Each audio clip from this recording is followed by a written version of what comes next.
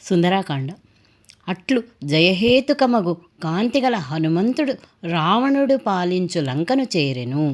ఆ లంకాపురి చుట్టూను గల అగర్తలు తామరలు కలువలతో నలంకృతములైయుండెను. సీతనపహరించుకొని వచ్చుటచే రావణుడు పెద్ద పెద్ద విండ్లు ధరించి తిరుగాడు రాక్షసుల నా లంకకు కావలియుంచెను. ఆ మహానగరము బంగారు పూతతో కూడిన ప్రాకారములతో సుందరముగా నుండెను.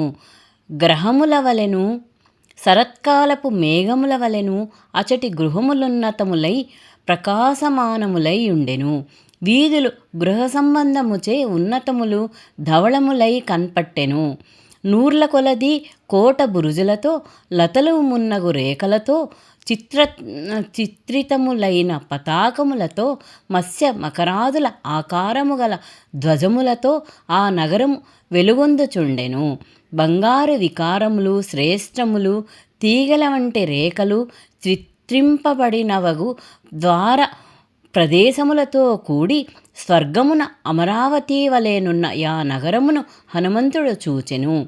తెల్లనై శుభకరములకు గృహములతో పర్వత శిఖరముపై నున్నది ఆకాశమందున్నది వలె నొప్పు లంకను హనుమ దర్శించెను.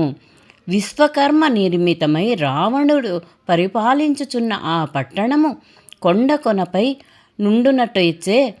నుండుటచే ఆకాశమున తేలుచున్నట్టులుండగా హనుమంతుడు చూచెను. కోట కొరడులు ప్రాకారము కటి ప్రదేశముగా గలది. అగర్త జలములే నూతన వస్త్రములుగా గలది. శతఘ్నులు ఇనుప ముండ్లు గల కట్టెలు శూలములు వెండ్రుకల మొనలుగా గలది. కోట బురుజులే కర్ణాభరణములుగా